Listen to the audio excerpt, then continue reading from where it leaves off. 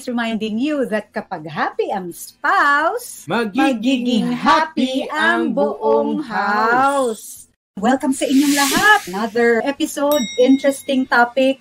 But before that, love, mag-like, mag-subscribe. Social media accounts katulad ng Facebook, ng Instagram, meron din po tayo sa YouTube, TikTok, at saka ang Twitter.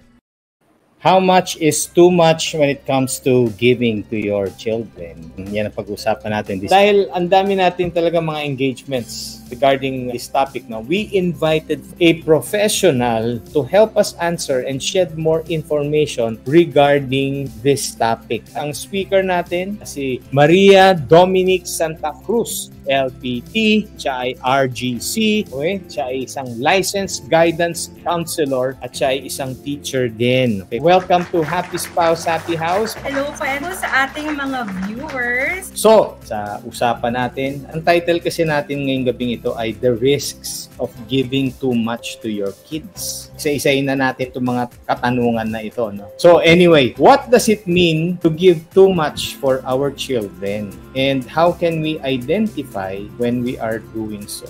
The term po that we will use for overindulgence. So yun po ang giving too much to our kids. Okay, so meron po 3 types actually po of overindulgence. So this is based from our research. Number 1 po is giving too much of material things to them. So that could be kung younger kids, it can be toys, or it can also be in the form of activities, material things, or giving too much of those. And then number 2 po would be over-nurturing. So that can actually be part of overindulgence or giving too much pala to our kids.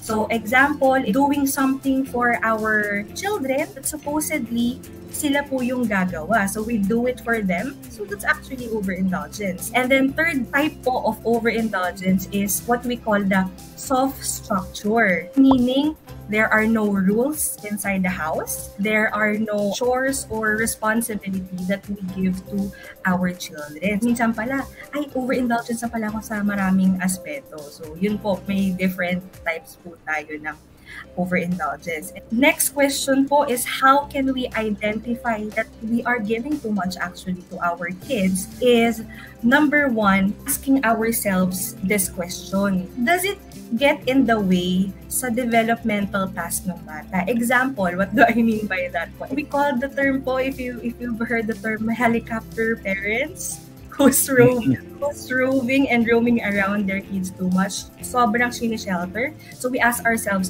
am I hindering the development of my child na kaya naman ng 4-year-old pero hindi natin ina-allow to do those tasks? And then number 2, we'll ask the question also kung sobra na ba yung binibigay natin from the resources of the family.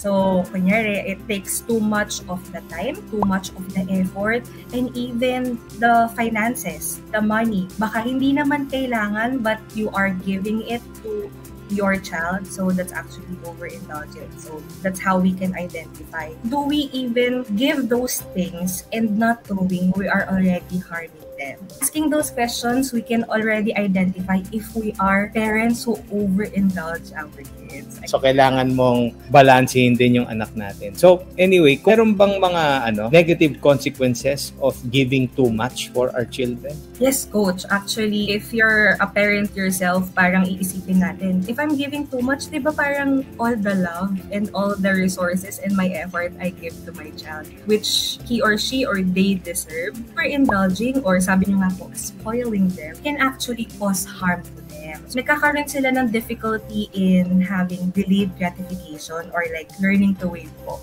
in getting what they want. Having difficulty taking care of themselves because they're used to, makakasanayan po na gano'n na, okay, I'm not used to taking care of myself kasi may mga tao naman who will do it for me. And then another thing is taking responsibility because they know that somebody else would take responsibility for what they do or the consequences. You're having a hard time taking responsibility for one's action or behavior. And even they become ungrateful, they're having difficulty in appreciating even small things. And nagiging materialistic din po. So if you see, ang dami po palang harm na nagagawa if we do so. So yan, paano natin matuturuan ang mga bata mag-appreciate and to value what they have without feeling entitled to more?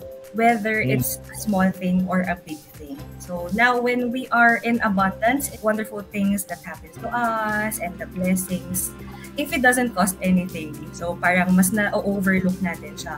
But when we experience this, example, in your family, even the tiniest things, make sure to point that out to your child. You focus on that little thing. Now, how can we strike a balance between providing for our children's needs and wants without giving much? Pwede ba yun? It's really possible for you to strike a balance between providing what the children needs and wants and actually giving them too much. As parents, you feel that it's too much for them already. Then we can already say no po. Bottom line, our responsibility to say no to our kids. We are the adults. We are in the better position to know and to gauge if it's too much for a child. It always revolves if you're gonna ask, bakit ba nag-overindulge? Or most of the time, it's coming from guilt. Guilt that trying to compensate. Like example, I don't have much time for my kids. So I will do material things. Or maybe, sige, enroll ko sa anong gusto niya. Kung gusto, ano ipoprovide sa kanya, I'll just give everything. So out of that guilt, dun most of the time nagre-revolve.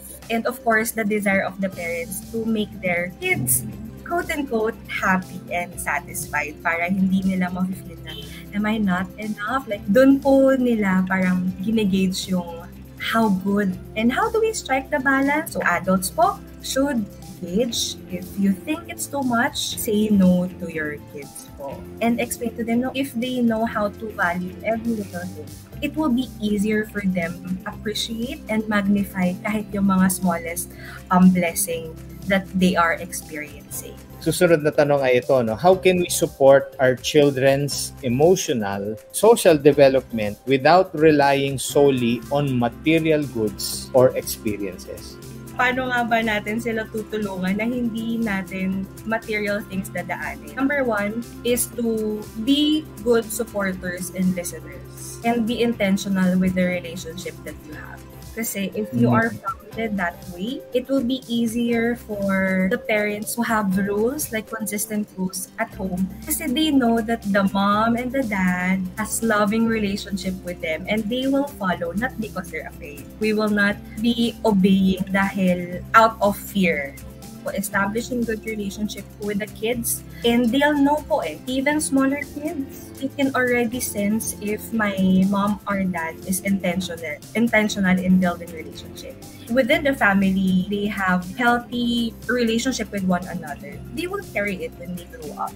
Ano ba yung mga strategies na pwede nang gawin ng mga parents to overcome our own tendencies ng mga magulang to give too much para sa ating mga anak and then to prioritize their long-term well-being?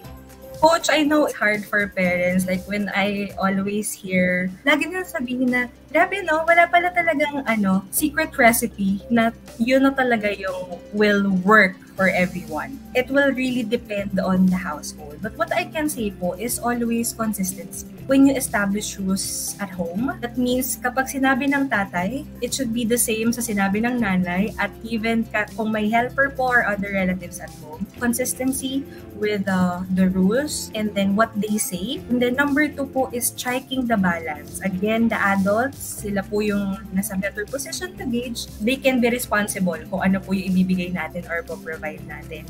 And lastly, ang pinakamahirap po na gawin ng magulang is saying no. I-emphasize ko po na learning how to say no if you need to. Or wait. Ayun po.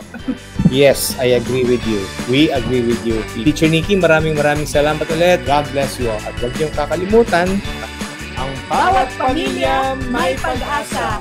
Happy spouse! Happy